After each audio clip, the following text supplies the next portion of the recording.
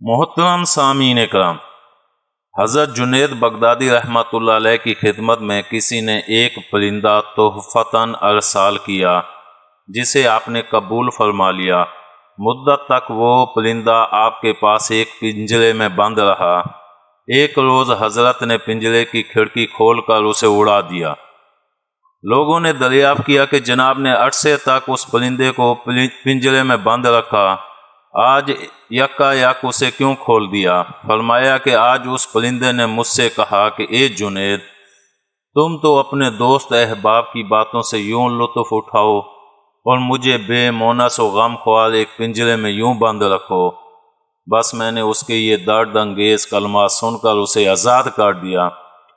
مگر جب وہ پرندہ اڑا تو اس نے کہا کہ اے جنید، جانور جب تک ذکر الہی میں مصروف رہتے ہیں کبھی کسی کے جال میں نہیں پھنستے، لیکن جو ہی وہ ذکر الہی سے غافل ہوتے ہیں تو فوراً قید میں مبتلا ہو جاتے ہیں۔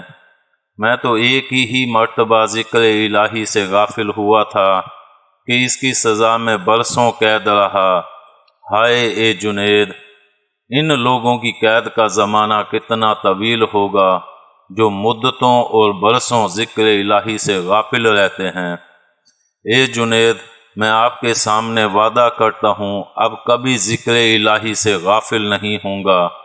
یہ کہہ کر وہ پرندہ اڑ گیا۔ اس کے بعد وہ پرندہ کبھی کبھی حضرت جنید بغدادی رحمۃ اللہ علیہ کے پاس آتا تھا اور آپ کے دسترخوان پر بیٹھ کر اپنی چونچ سے کچھ کھاتا تھا اور چلا جاتا تھا۔ جب حضرت جنید بغدادی رحمۃ اللہ علیہ کا انتقال ہوا تو آپ کے ساتھ وہ پرندہ تڑپ کر زمین پر گر پڑا اور مر گیا۔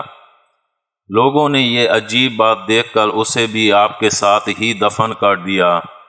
کچھ دنوں بعد کسی مرید نے حضرت جنید بغدادی رحمۃ اللہ علیہ کو خواب میں دیکھا تو دریافت کیا کہ آپ کے ساتھ کیا معاملہ پیش آیا۔